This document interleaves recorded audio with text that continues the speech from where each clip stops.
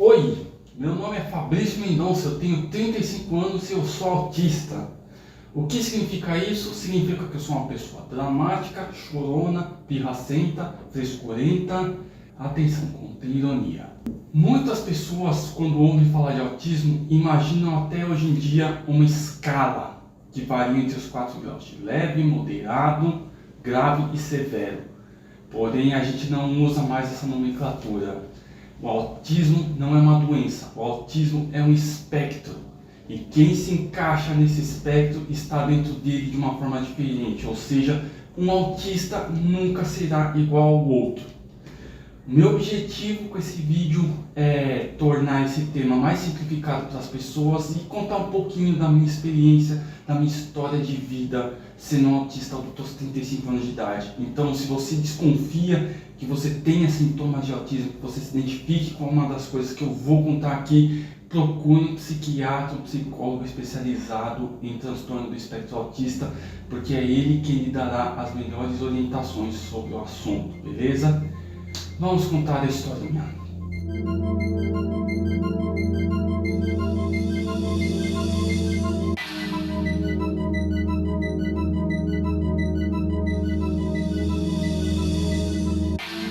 Eu nasci no ano de 1988, na época em que o autismo não era lá um conceito muito difundido. Eu fui uma criança relativamente feliz, quer dizer, relativamente feliz dentro das coisas que aconteciam dentro da minha cabeça. Mas desde essa idade a minha mãe já notava que eu não era uma criança normal, que eu não era uma criança como as outras. Eu me socializava pouco, eu gostava muito de ficar no meu canto.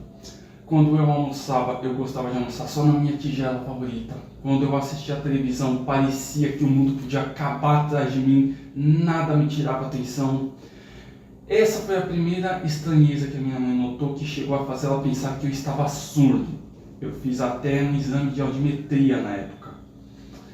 Enfim, eu fui crescendo, os meus comportamentos estereotipados foram persistindo e o meu pai, que era uma pessoa bem mais retrógrada e mais cabeça dura, ele achava que isso era birra, ele achava que isso era falta de educação, ele achava que isso era pirraça. E o resultado disso é que ele me tratou, não vou dizer assim, me tratou de uma forma muito má, mas ele me tratou de uma forma muito inadequada, porque falar que tratou de uma forma muito mal faz pensar que ele era uma pessoa horrível, que ele era uma pessoa truculenta. Não, meu pai era uma boa pessoa, ele era um bom homem, só que ele era cabeça dura, só isso. Quando eu olho para trás assim, penso que ele não tinha conhecimento de como a minha cabeça funcionava, de como os meus processos cerebrais são diferentes dos do resto do mundo. Não dá para culpar ele tanto por ele ter tido uma atitude tão ignorante, um comportamento tão ignorante para ele me tratar. Além, claro, da herança do pai dele, meu avô, que era conhecido por ser um homem bastante estrito, bastante rígido. Enfim, eu passei vários anos sem saber o que eu era, porque eu tinha minhas estereotipias, minhas manias, meus hiperfocos, que hoje eu sei que se chamam hiperfocos, e eu não sentia nada de errado, eu não sentia que eu fazia nada de errado. Mas aí veio o período escolar, e acho que foi a forma mais dura que a vida disse pra mim que eu sou uma pessoa diferente. Eu nunca tive paz na escola. Desde o prezinho eu já era tratado de forma diferente. Os coleguinhas eles já me viam como alguém que não era igual a eles. Aquilo de certo ponto me magoava. Por que eles falavam torto comigo? Por que eles olhavam estranho pra mim? O que eu fazia de errado ao ponto de alguns quererem brigar comigo sem motivo aparente? Me empurravam porque não me suportavam perto deles. O que eu estava fazendo de errado dessas pessoas? Porque algumas pessoas imitavam a minha voz. O que tinha de errado com a minha voz? Eu não sabia o que tinha de errado com a minha voz. Por que meu comportamento causava estranheza em todos ao meu redor? E quando eu saí do prezinho pro fundamental, as coisas pareciam que iam piorar, e de fato pioraram. Porque na escola não havia ali uma inspetora, uma professora que impunha um limite às minhas estereotipias, que olhava para aquilo ali e falava: esse rapaz é especial, esse menino é especial. Não, eles olhavam aquilo como bagunça, como revolta, como sei lá que termo se usa hoje em dia. Mas enfim, eu levava algumas broncas dos professores, eu tomava advertência, mas o que os outros colegas faziam comigo, assim, beiravam o desumano. Tanto que em certo momento o negócio ficou tão insustentável que da 4ª para a 5ª série os meus pais me trocaram de escola. E por um tempo parecia que o problema tinha se resolvido, que eu estava me achando, que eu estava melhorando meu desempenho escolar. Leve engano. Eu acho que cerca de 4 meses depois que eu comecei a 5ª série na escola diferente, o pessoal já começou a me tratar de forma estranha, começou a vir com ofensas, começaram a vir com provocações, com esbarrões, brincadeiras de mão, brincadeiras sem graça, xingamentos e insultos, que hoje eu sei que o nome para isso é capacitismo. Então assim, eu tive a minha experiência com bullying como vítima e foi tenebroso, algo assim que eu não desejaria nem pro meu pior desafeto. E é meio pesado lembrar de todo esse bullying que eu sofri, porque você reencontra algumas pessoas que fizeram parte da sua vida letiva, algumas até se aproximam, se tornam amigas, mas você percebe que ainda persevera em ignorância em torno dessas pessoas. Eu posso citar aí 3 pessoas que eu não quero ver nem pintado de ouro, nem me dando R$1 milhão, eu não quero ver essas pessoas nunca mais na minha vida. Também tive que aguentar as reações truculentas do meu pai sempre que eu aparecia com aquele boletim cheio de notas baixas, porque para o meu pai não havia nada de errado comigo. Ele tinha me trocado de escola, então os colegas não podiam ser mais um problema, então minhas notas tinham que ser obrigatoriamente boas. E quando a gente fala obrigatoriamente boas para um pai como o meu, que tinha uma mentalidade retrógrada, que achava que a única função da escola era ensinar, as notas que eu podia tirar eram sempre de 9 a 10. Não podia tirar 8,5, não podia tirar 8,9, isso já era sintoma de desatenção. Eu, combinado com a forma como meu pai me tratava antes, com a forma como ele me tratava durante minha vida escolar, fez com que eu desenvolvesse um ódio inumano pelo meu pai. Eu não suportava conviver com meu pai, eu não suportava ficar do lado do meu pai, não suportava que meu pai me tocasse, porque eu sempre achava que eles estavam me tocando para me bater, para me agredir mesmo. Até um ponto de que chegou um certo momento da minha vida em que todas as vezes que meu pai falava comigo, eu só escutava chiado, eu escutava tipo estática de rádio. Eu não suportava a voz dele, não suportava o rosto dele, eu queria o máximo de distância possível.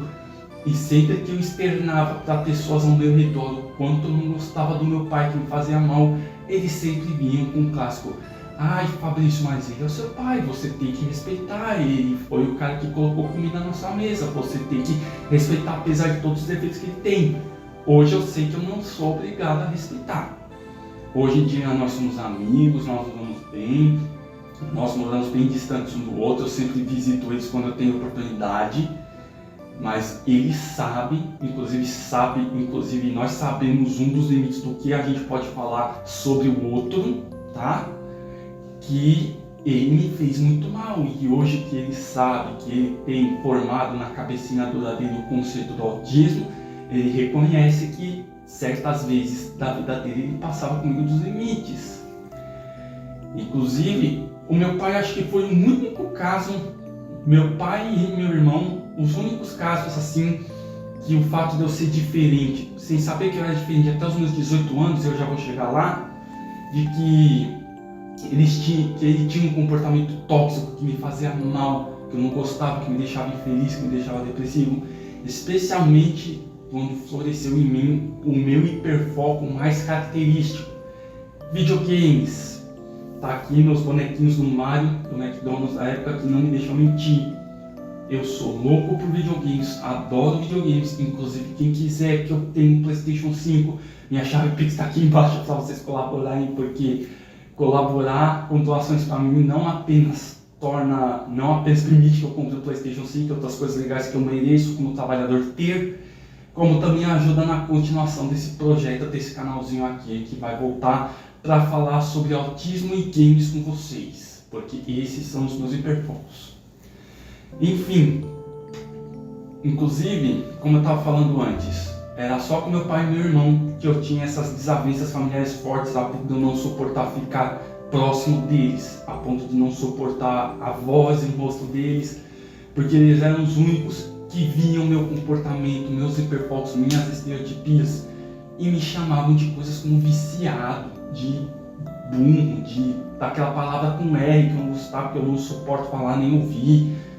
Eles me destratavam muito porque achavam que eu estava simplesmente sendo pirracento.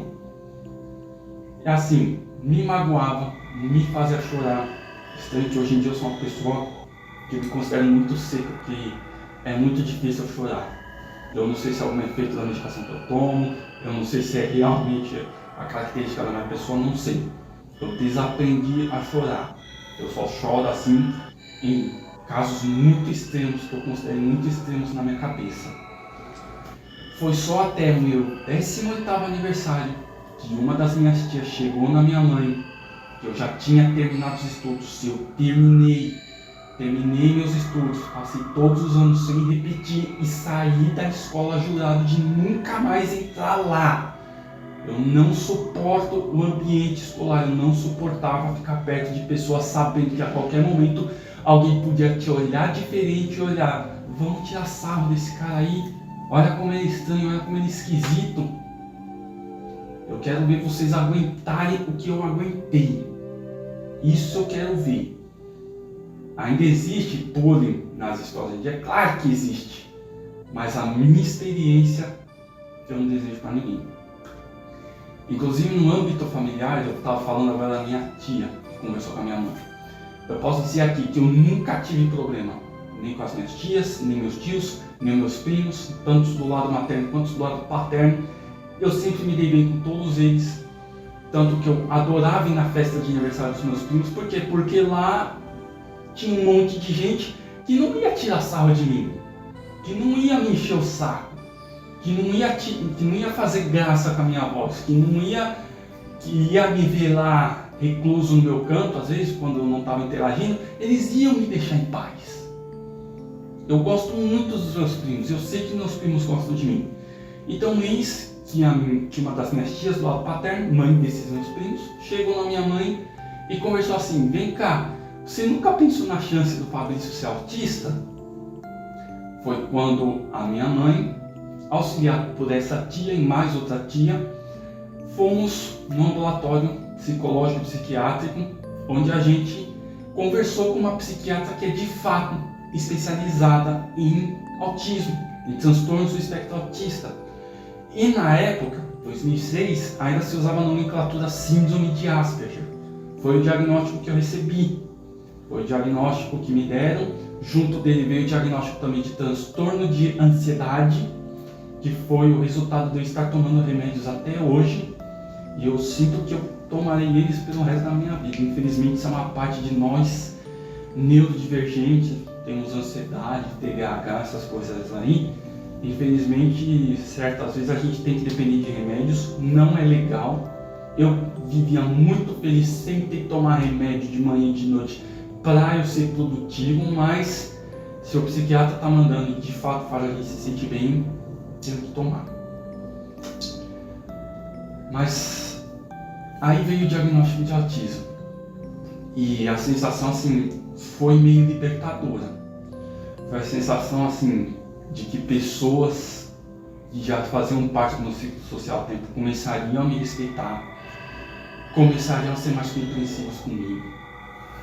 O meu pai demorou muito, mas demorou muito mesmo para ele aceitar que o meu comportamento, que os meus trejeitos, que aquela coisa que ele chamava de vício era na verdade hiperfoco, que aquela correria de um lado para o outro, sem sentido, que eu fazia para me sentir bem, para poder extravasar a energia reprimida dentro de mim, era uma estereotipia perfeitamente normal para um autista, nível 1 de suporte como eu.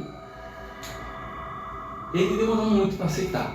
O meu irmão, por outro lado, eu acredito que ele não aceita até hoje. O meu irmão, ele é muito ignorante, infelizmente não há nada que eu possa fazer. Só ter paciência mesmo e manter distância dele. É o que dá para fazer. Mas assim, às vezes eu sinto, é meio dolorido assumir isso, mas às vezes eu sinto que meu pai só começou a me respeitar quando eu comecei a morar sozinho, quando a gente ficou longe um do outro. Eu acho que nós começamos a dar valor um pro outro só quando a gente morava longe. Meu pai percebeu que ele me tratava de um jeito muito nocivo, de um jeito que me fazia muito mal, de um jeito que me machucou muito por muito tempo, especialmente depois do diagnóstico. E eu também percebi que no fundo meu pai estava atrás do melhor caminho, só que não estava fazendo isso do jeito certo. E que eu podia ser um pouquinho mais firme, exprimir um pouquinho mais de compreensão dele. Porque às vezes eu olhava, minha juventude nesse período, eu perguntava se o mundo, se eu era uma pessoa tão errática assim, para todo mundo não gostar de mim. Tirando meus tios e primos, eu ficava sem saber o meu lugar na sociedade, porque viviam empurrando um monte de coisas pra gente fazer, falava que eu tinha que perseguir uma universidade depois que eu terminasse o ensino médio, falava que eu tinha que arrumar um emprego para poder ter as coisas que eu quero, e a gente fica meio sem rumo, né? Porque a gente olha perdido, e por que a gente não está conseguindo seguir o padrão que a gente quer? Porque eu quero, porque a minha cabeça deseja fazer aquelas coisas, mas o meu corpo não quer. O meu corpo quer ficar quieto em casa, sentadinho no sofá, olhando para aquela TV, jogando meus videogames. É a vida que eu quero ter. Eu quero ser um cidadão comum, levando uma vida comum. Não quero extravagâncias, não quero ser paparicado nem nada disso. Eu lembro que eu ia na casa dos meus tios e meus primos, eu ficava olhando por que eles têm tantas coisas legais e meus pais não têm nada. Eu não era capaz de ver essa diferenciação de classes sociais, sabe? Aí com o tempo eu fui aprendendo, especialmente agora que eu moro sozinho, eu sei que muitas coisas que a gente achava impossível na realidade dos nossos pais, eu sei que são perfeitamente possíveis hoje, agora que eu sou um adulto, quase fazendo 40 anos, enfim.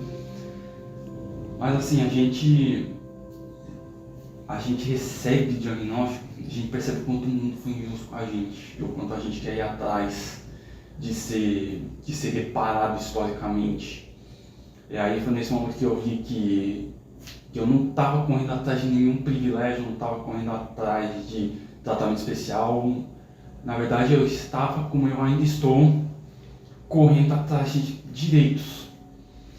Eu acho que essa é a moral da história que eu posso deixar para você que está assistindo esse vídeo. A minha experiência com autista, eu nasci autista, cresci autista, sou autista e vou continuar sendo autista até os últimos dias da minha vida. Espero que vocês tenham gostado, espero que tenha ficado uma coisinha legal. Bom, gente, então é isso. Sejam bem-vindos de volta ao Super Fog World, estamos de volta com vídeos aí. Eu não posso prometer para vocês uma periodicidade, porque eu quero fazer isso aqui quando eu sentir bem para fazer vídeos para vocês. Quando eu sentir que tem uma coisa na minha cabeça, eu preciso colocar fora. É assim que o vídeo do retorno do canal nasceu. Então, se você quiser colaborar para que esse projeto continue a existir, para que eu possa garantir minha subsistência, quem sabe PlayStation 5, né? Que eu não sou otário. Colabore aqui embaixo na minha chave Pix, também colabore pelo Streamlabs se você desejar. Se vocês forem indicar e derem bastante engajamento, bastante inscrições, bastante curtidas, esses são sim de graça, caso eu não possa ajudar financeiramente, possam elaborar melhor o canal, trazer mais coisas aqui, me aprofundar no tema, quem sabe fazer desse canal uma fonte de renda extra muito necessária para mim, porque eu realmente preciso do apoio de vocês para eu ir atrás dos meus direitos e também dar mais informação, de ser mais um divulgador de autismo para vocês, que eu vejo que isso é uma coisa que está carente aqui na internet. Então, posso contar com vocês? Então é isso, sejam bem-vindos de volta, Neblina. A gente se vê na próxima. Até mais.